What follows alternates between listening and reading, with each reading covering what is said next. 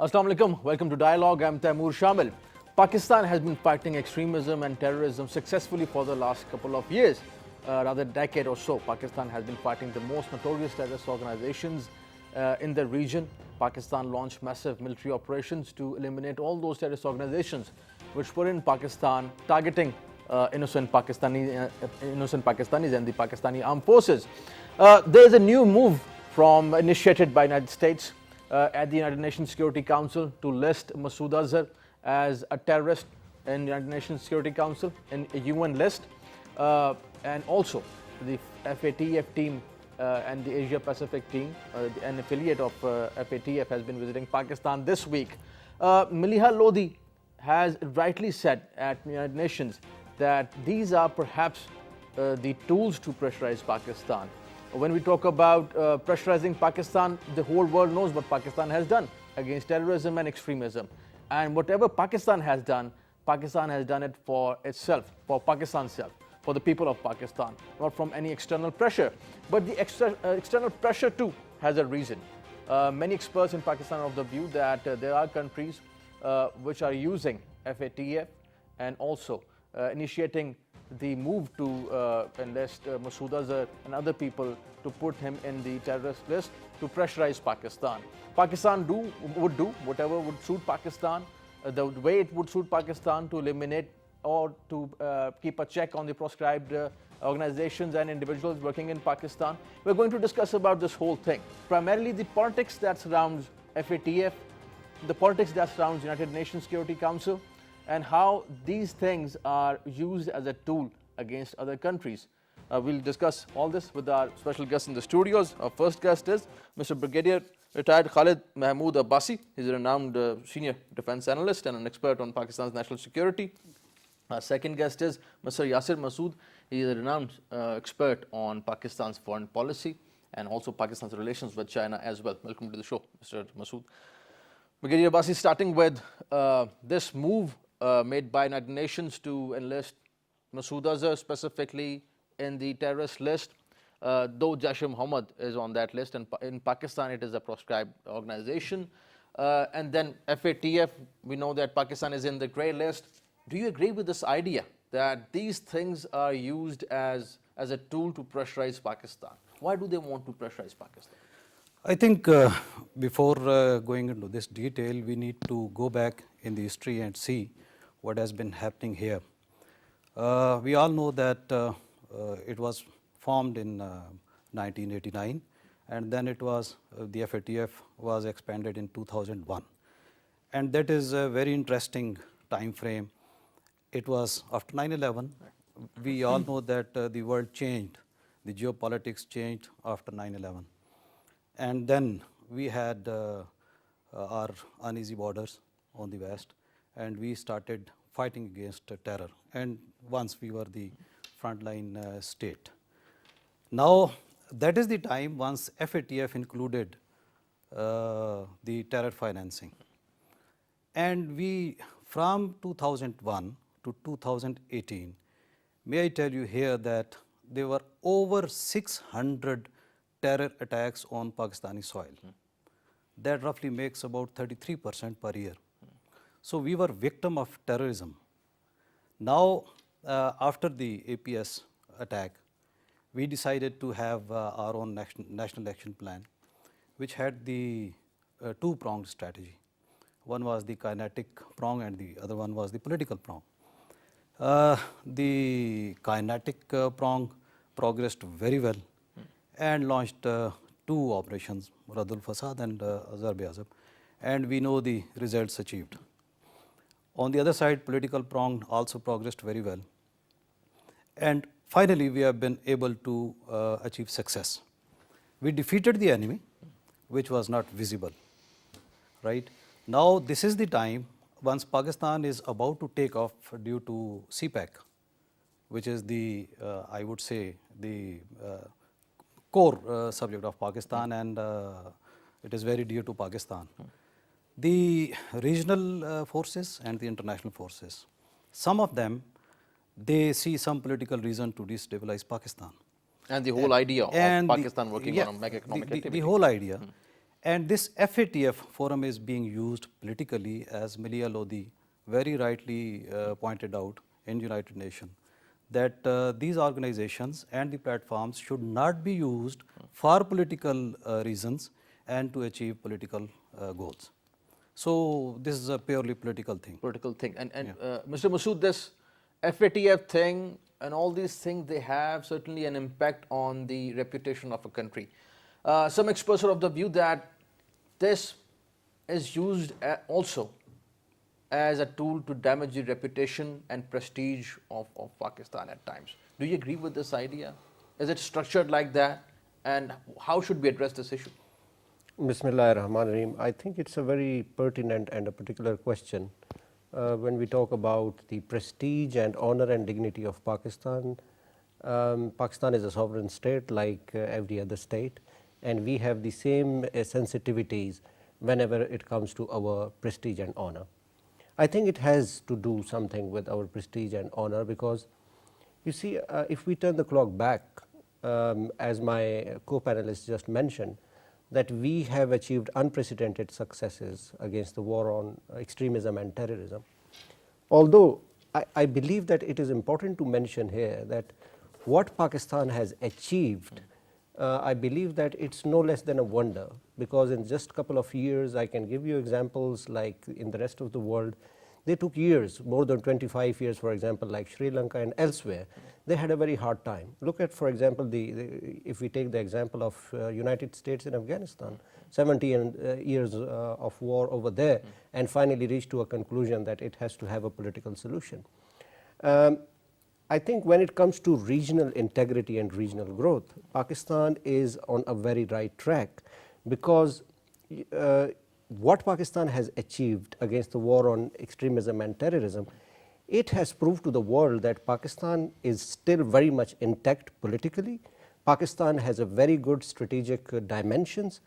Now Pakistan is being labeled and branded, and there are lots of hopes from Pakistan that Pakistan would be the zipper of Eurasia. Pakistan is going to be a centerpiece of the whole region because of China-Pakistan economic corridor, because of Pakistan's ideal geostrategic location.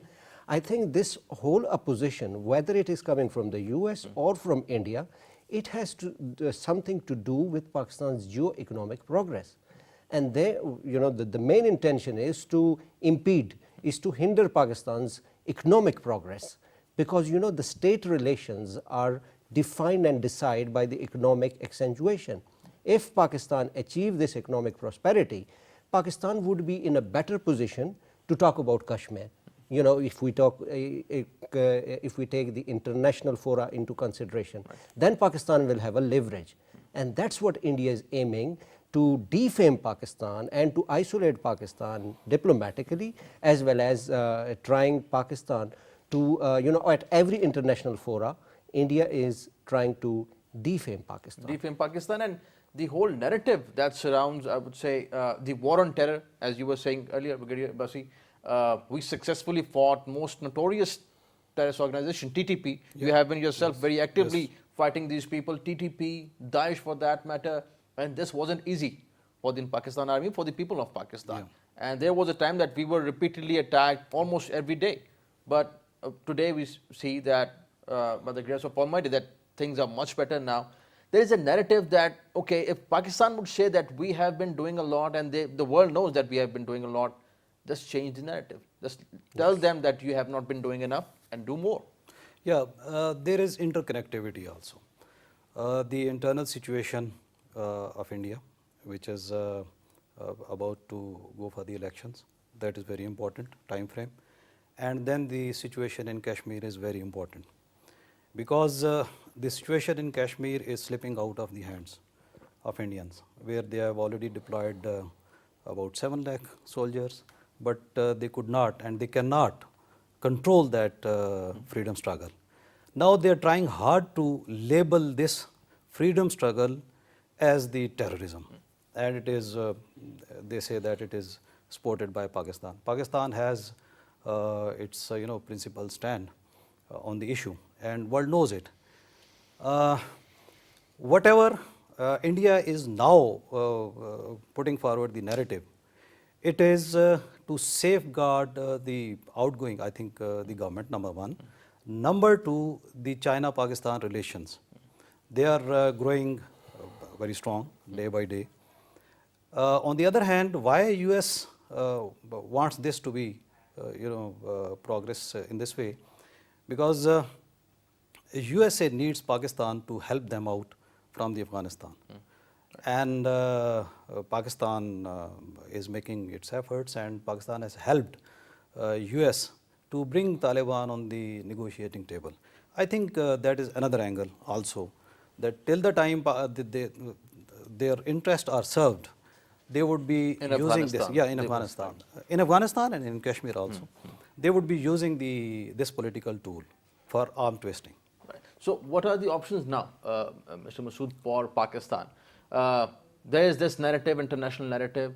We have been doing what we have been doing for ourselves, not for the world. We have not been taking any dictations from anywhere. We wouldn't be taking any dictations from any other country to do something with our citizens, let's say, with any Pakistani for that matter. So how should we address this issue of this narrative against Pakistan of terrorism and counter-terrorism? How do you see it? Well, I totally agree with you. See, we have so much sacrifices against the war of extremism and terrorism, and then we have achieved a lot, like more than 90% situation is safe. From, if we see that 5 years back, Pakistan was considered as an investment dry country. Now Pakistan has transformed into a more investment pro country. Pakistan's, on the geostrategic realm, on the geopolitical realm, Pakistan is going great guns. But the problem is, Taimur, that in spite of so much sacrifices, why time and again we see that an international narrative is working against Pakistan instead of any appreciation. Yes, there are some of the voices which appreciates Pakistan's role, but the problem is that when it comes at the international platforms, at the international arena, that's where we see the other way around of what Pakistan has been doing. I totally agree with you that the situation of Afghanistan is complex. United States of America needs Pakistan help, and Pakistan has also proved to the world that Pakistan took this principal stance of political resolution to the Afghan conundrum. Eventually Pakistan achieved that success. Now USA is in dire need of Pakistan. So, and if after 9/11, when we see the role of United States of America with Pakistan, we had always some sort of dubious relations with them. We had clouds of mistrust with the United States of America, and then we can divide this whole relationship into different modes. Right. Still we are seeing ups and downs. Still we are seeing the same thing. But I think what needs to be done, because regionally Pakistan has been spreading this positive overtures of peaceful coexistence, and Pakistan has learned a lot from China as well. The time has changed now. This is the world of multipolar world order. This is the time of the regionalism. This is the time when the lots of states, they are cooperating and coordinating amongst each other so that they can resolve their issues together. So what's China's stance on this move made by United States at UNSC? US bypassed China, and China made it sure that this doesn't happen. That's so putting Masood Azhar, let's say, in the list, China has said that China thwarted this for the fourth time. How is China looking at this whole issue? I think China has already, there is a statement emanated from the Chinese Foreign Ministry. So from the spokesperson, I believe that China will still, go on the same, on its principle of cooperating with Pakistan. And then China has so much rationale while, coming up with this kind of statement, that there has to be a complete examination of the whole scenario. And then the worst part is, like what Maliha Lodi just said, that why UNSC doesn't look at the atrocities of Kashmir or Palestine. Yes. I think this international platform should be more zoomed in on these particular issues. And even we talk about the Indian situation, this current ongoing tensions between India and Pakistan and whatever just happened recently, I would like to give an example here that why UNSC does not recognize and consider RSS a terrorist organization. The BJP government is the most fascist, fundamentalist, jingoistic kind of a government. And I also feel sorry and pity for the people of India that they have chosen this kind of a leader for themselves. And this is what Maliha Lodi said, Brigadier Abbasi, that she actually very rightly dissected the duplicity that is there at United Nations. She said that the international community might talk about counter-terrorism strategy, about people like Masood or other people in Pakistan, but they don't see. This is not what she said, but I'm saying that they don't see what is happening in Afghanistan for that matter. Jamaatul Ahrar, TTP, Daesh operating freely, openly in Afghanistan, what Yasir said and what you said, and what is happening in Kashmir. So international community isn't looking at that, but they want Pakistan to take action against, they think, the proscribed people. I think there are two angles I would like to explain. Angle number one is that we suffered. We suffered about 70,000 casualties during this war. We suffered economically about $100 billion during this time. And then we took actions against so many proscribed organizations, and we were successful. But then why the world is terming us as the terror financing state or whatever the narrative of the India is. That is, to my mind, we have certain weaknesses also. For the last, I am talking about the previous setup government, we did not have the foreign minister. Therefore, we did not have the voice on the different forums. So this time you have a very vibrant and good foreign minister you have, and then you have the voice in the world. Now there is a need to tell the world the reality. I'm not talking about the narrative. Narrative may be built around the propaganda. I'm talking about the reality. If you talk about the reality, which the Prime Minister has said number of times, he has taken a very, very firm stand on the international issues, and this terror financing issue has been one of them. I think 2 days back, he chaired the meeting where he was briefed about the steps taken to address the FATF concerns. So that is the right direction, I think. So we need to activate our diplomatic efforts. They are already doing that, but we need to progress well in that direction, I think. Right. And we'll take a short break after this question. Mr. Yasir, that Pakistan and China are especially working on this counter-terrorism strategy as well, because we have to protect the China-Pakistan economic corridor, as you were saying earlier. This is going to transform the outlook of not just Pakistan and China, but also of the region. So the threats are there. Yes. So when it comes to counter-terrorism, do we need any sort of schooling, let's say, from the outside world on how to fight terrorism and extremism? Well, Pakistan, as I just mentioned earlier, that Pakistan has set examples for the rest of the world. You know, our organic, strategies, what we have achieved, when we tailored, achieved eventually, are an open testimony in front of the whole world. Sometimes we are also invited to Beijing, regarding the anti-terrorism cooperation and the anti-terrorism success of Pakistan. So we do not need any dictation in terms of what needs to be done. We have already done a lot. But yes, considering the roadmap, definitely there are threats there. Even if we talk about CPAC, there may not be any direct threats, but indirectly, what India is up to regarding the hybrid warfare which it has imposed against Pakistan. So it's an ongoing kind of warfare. We are already into that. So even if there are rising tensions between India and Pakistan, I think we are already suffering. We are already going through that. Everybody knows that India is putting a lot of efforts to put more insurgency in Balochistan. India is supporting and fueling the terrorist organizations like BLA in Balochistan and TTP in FATA. So this is the kind of... Kulbhushan is an example yes, of how obviously. actively they were involved. And then there are indirect kind of strategies which India is aiming. Like I can tell you that there are more than $500 million have been reserved to sabotage the whole concept of CPAC through the NDS nexus in Afghanistan. So these kind of threats, and also wherever there were attacks in Pakistan on the Chinese consulate or on the Chinese officials, most of them were related to India and to BLA. Right. So all these are the direct and indirect kind of threats which we are already facing.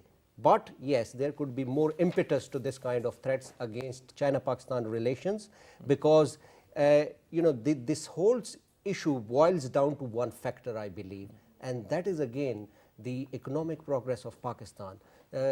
India, as a matter of fact, know that if CPEC is a success factor, or CPEC turns out to be a success story, CPEC is already a reality. It's no more a rhetoric. So India is obviously intimidated that the more Pakistan is successful regarding CPEC, the more India will be isolated in the region. And I think so that is the biggest threat That is the biggest threat to India, and of course there are countries supporting India, and they would just support the idea that India has about Pakistan.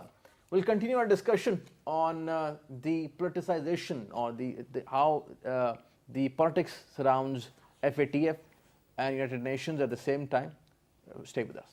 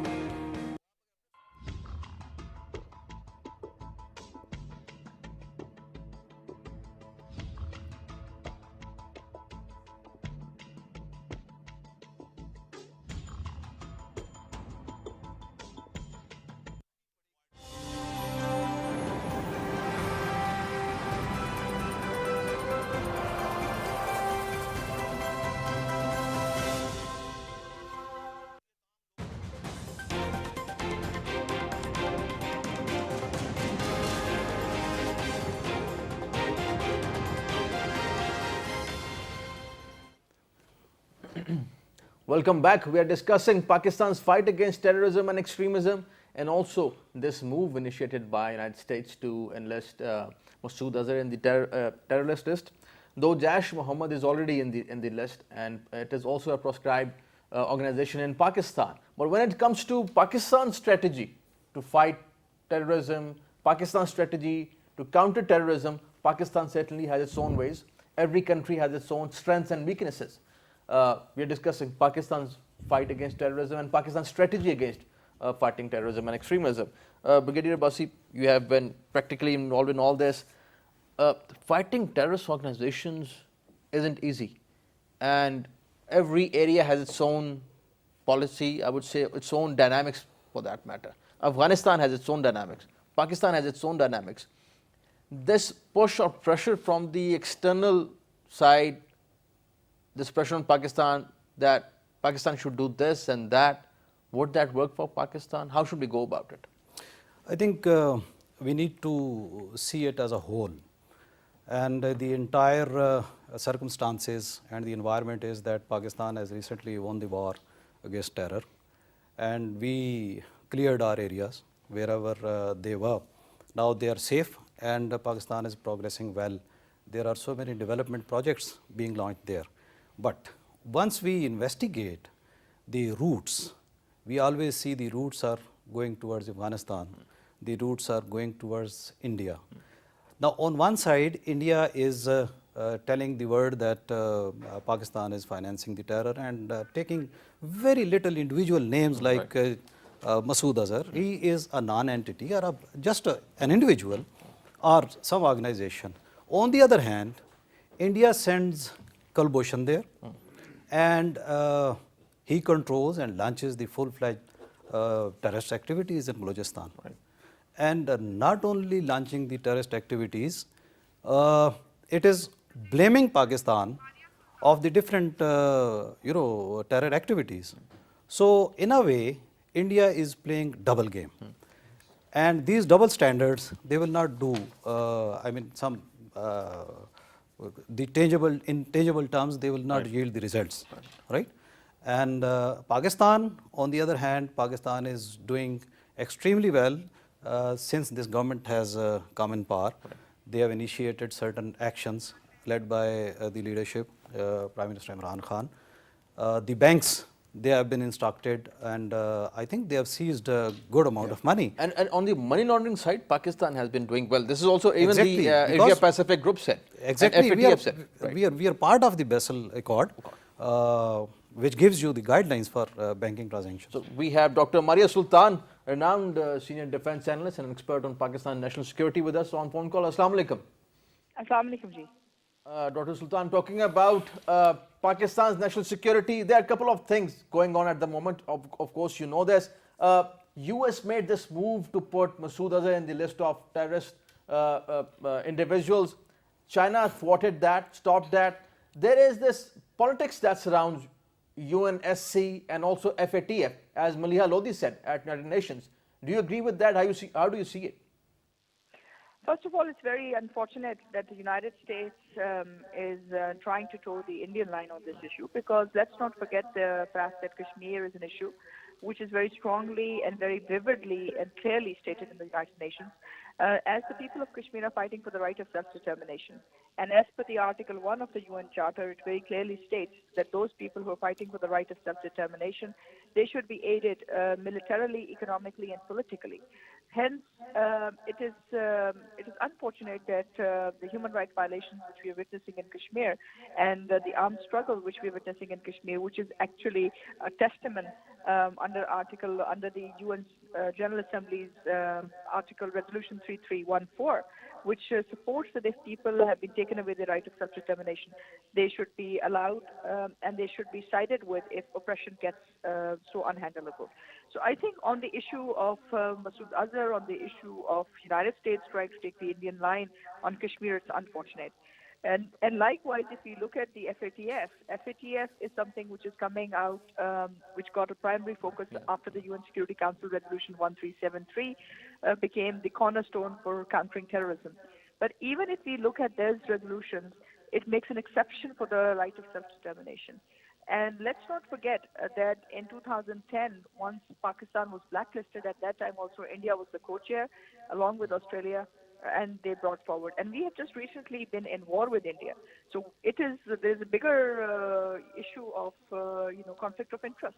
How can a country which we are at war with is going to recommend on our banking and regulations and everything else which we have done to stop money laundering and terror financing? So I think these are two issues, and we need to very clearly and very legally and technically fight them out, because it is unacceptable that internationally you are faced with such a situation where a country with whom you're at war with, or who is using this as a measure of violence against you, that you allow them to actually vote or even be in a position to determine whether you have done enough for the international system or not. We have done more than our share for the international system. Our regulations and everything else is a testament to that we have 22 plus regulations which we have followed in the banking sector, and it's very clear that it's not a question of criteria. It's not a question of actual reality. It's purely trying to put Kashmir as a counterterrorism issue. It is purely to put Pakistan under economic sanctions and to bring us under the framework of United Nations Security Council 1373, while we are not in that position as a violating state. Right. And where do you see this whole narrative of demonizing certain states? As you said, rightly said, that Pakistan has been fighting extremism and terrorism, but they don't look at what is happening in Afghanistan. They don't look at what is happening in Kashmir. But they would school Pakistan about putting a check on these individuals, let's say. So this duplicity, do you think that this would continue and they would try to continue pressurizing Pakistan? I think we need to be very clear in terms of what is happening. At this moment, we have got United States and the Indian establishment on one side, which is trying to put international pressure and move the international pressure on Kashmir towards counterterrorism. Then there is the larger international community which believes in the human rights violations which have happened in Kashmir, and they want a stop to it. And Then third is the issue of actually dealing with terrorism at home. But let's not forget that you cannot bring people who are fighting for self-determination, even if they have gone for armed struggle, which is a protected right under international principles, in the same category as terrorists. It's the legitimate struggle of the people of Kashmir for their right to life and the right to self-determination.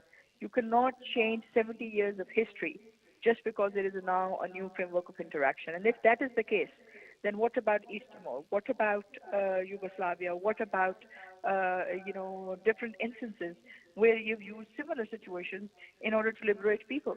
So I think we need to do something much more coherently and consistently so that we can show this discrepancy which is actually existing, and also the fact that just because there's an international alliance of few establishments together, it should not be seen as a principled position on this issue.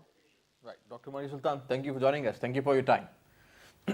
So, Mr. Yasir, this, what Dr. Sultan just said, there is a nexus that we were talking about earlier.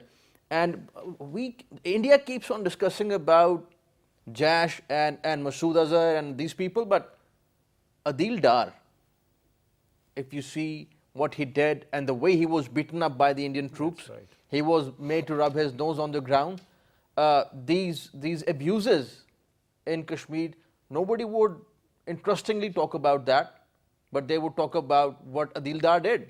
That's right. So how do you see this duplicity? I believe that for many years India is living in this delusional world and also in self-denial, I would say.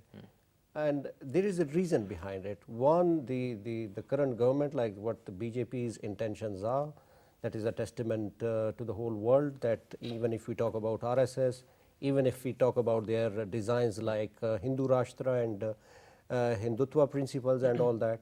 So, and then the worst part is that India is becoming a regional thorn at the moment.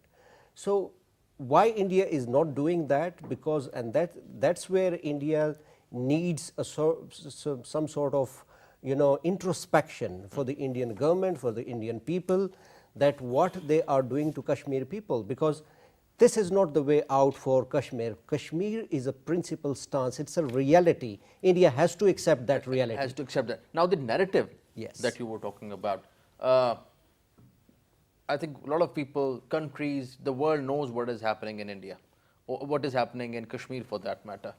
What are the options for Pakistan now? Foreign policy options, and to work on the narrative we have been fighting this extremism and terrorism. How can we project this narrative? Indians are called the best masters as far as their propaganda is concerned all over the world. You know, the Indian media, how they, project and how they make some sort of propaganda for their own selves, and based on twisted facts and figures. And that's what even the BJP government is doing. They have launched the whole campaign of saffronization in the whole country, where they are twisting the history, the textbooks. So institutions for that matter, exactly. Media and army, Indian army for that. Exactly.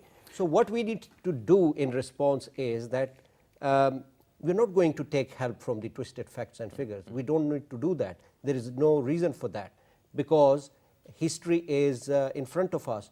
But the problem is that we are on the right side, but still we are unable to convince the world that we are on the right side, and India is twisting the facts and figures and showing this to the world that look, that's what Pakistan is doing.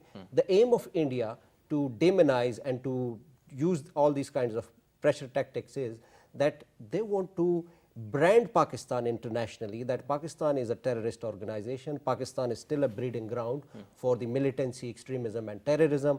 This will have two negative implications for Pakistan. One, Pakistan would be under economic sanctions, and second, Pakistan would be isolated diplomatically in the world. That's what India is just taking Masood Azhar as a test case, so that Pakistan, they can initiate this kind of pressure tactics against Pakistan. But let me tell you that this would be the start of the bad times which India is intending against Pakistan. That's where we need to counter that. As far as narrative is concerned, Pakistan needs to work a lot, with the help of the regional countries, because that Russia is cozying up towards Pakistan, and this is for the first time that we have seen in the recent tensions that Russia has some kind of a neutral stance in the tensions. Russia also offered to mediate between India-Pakistan tensions. So the more Pakistan work on regionalism, the more Pakistan work on the multipolarity, the more Pakistan work on the media front, where we need to spread and disseminate the positive, the just and right narrative of Pakistan to the entire world. The way Pakistan is, of course. Exactly. Brigadier Abbasi, this regional approach, do you think that this is now what countries in the region also realize, that regionally we have to cooperate with each other and the strength lies in the region? Before giving this answer, I would like to make a comment about the Prime Minister Modi. Yesterday he was addressing a rally and he said that Pakistan is still counting the dead bodies and you are asking me the proofs. Now look at the propaganda and the delusion.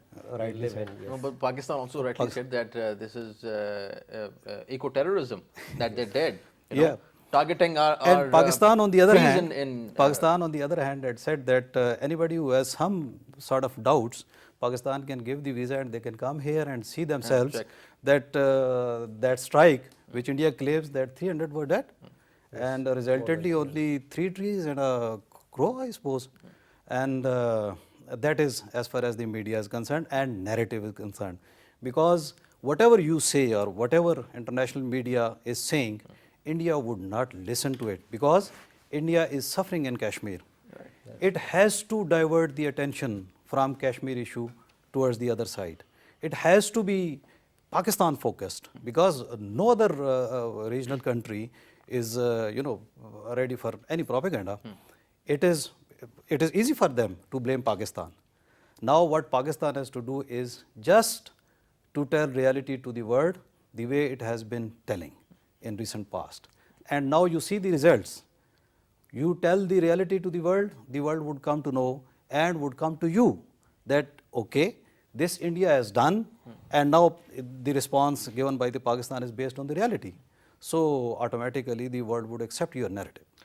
Can I add something to it? When we talk about this Kashmir issue, India wants to keep it as much unilateral as possible, not even bilateral, because India is not coming on the table. Why India is not coming on the table? Because India cannot face Pakistan or even to the rest of the world, because India knows that what it is doing in Kashmir. The other part is that, when we talk about, and even about Kashmir, the world knows that what India is up to, what India is doing there.